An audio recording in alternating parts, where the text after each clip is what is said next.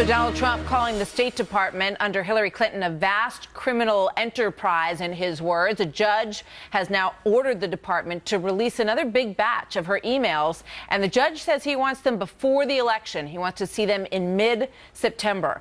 House Oversight Committee member Trey Gowdy telling America's Newsroom that Clinton staff knew what they were doing when they deleted those emails. She and her lawyers had those emails deleted. And they didn't just push the delete button. They had them deleted where even God can't read them. They were using something called BleachBit.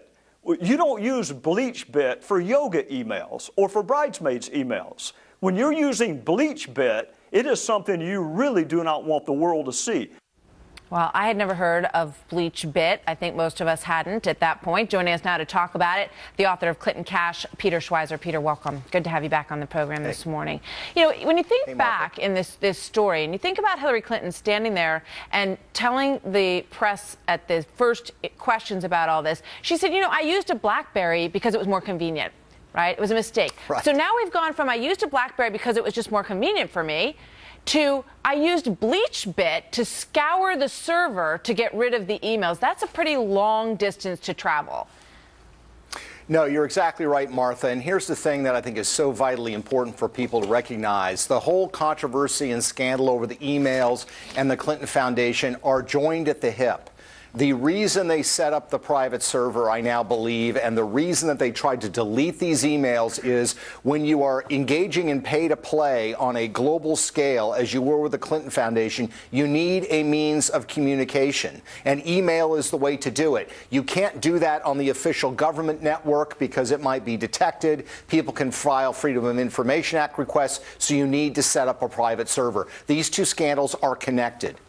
All right. So, you know, what we got into with Trey Gowdy the other day is the issue of intent. And that's how she was not prosecuted, because they said that there was no intention.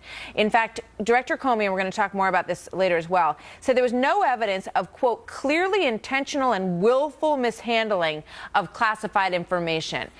Is what we have found out subsequent to his statement of that contrary to that?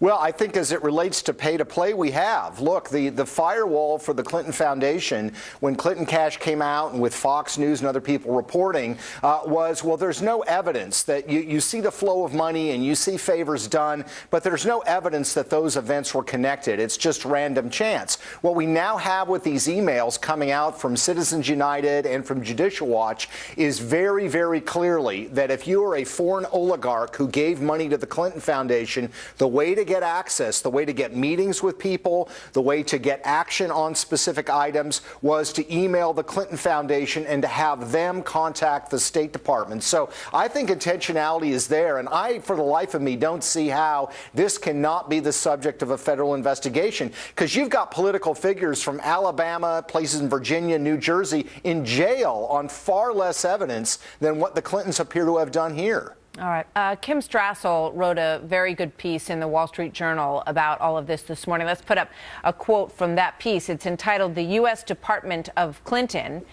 This is the week that the steady drip, drip, drip of details about Hillary Clinton's server turned into a waterfall. This is the week, in short, that we found out that the infamous server was designed to hide Mrs. Clinton for 3 years as she served as Secretary of the Clinton, U.S. Secretary of the Clinton Foundation." I mean, that's the problem, that these things were so closely tied. And she goes on to talk about emails back and forth between the foundation people and the State Department that don't even have a header on them. You know, they're just an ongoing conversation, which, you know, she uses as a point to illustrate that this was a very close relationship. No, you're exactly right. In fact, if you look at some of the emails, I've seen some emails that will be coming out that have not been released yet.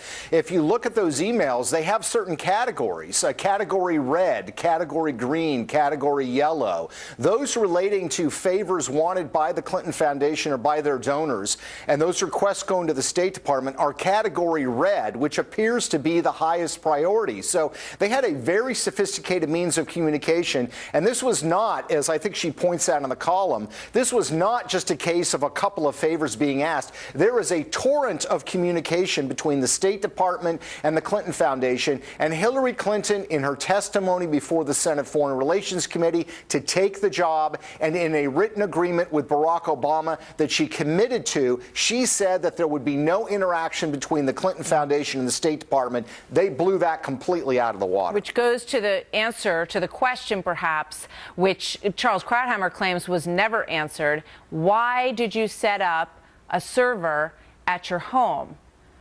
I mean, what you just said is likely the answer to that question, right? Yeah, that's right. And it is a server that had previously been used by the Clinton Foundation. I mean, so you not only have the reality of these two entities connected, you have the very device itself was a Clinton Foundation server that became a server used for these purposes. Look, I don't see how the Department of Justice can just sit by, but they're going to for political reasons. This cries out for an independent prosecutor to look at this. Somebody with subpoena power that can force people to sit down and answer questions, that can subpoena records, and that can look at emails we haven't even seen. This has to be done. This goes to the very integrity of our political leadership and how and why they make decisions. Yeah. I mean, there are a lot of people in the FBI and the Justice Department, obviously, who have a lot of integrity and who believe that everyone should be treated equally under the law. So somewhere above them is the message that these things are not to be pursued. And that is what we need to find the end of in terms of this investigation, and it remains a big question. Peter Schweizer, thank you very much. Good to have you with us today. Thank you, Martha.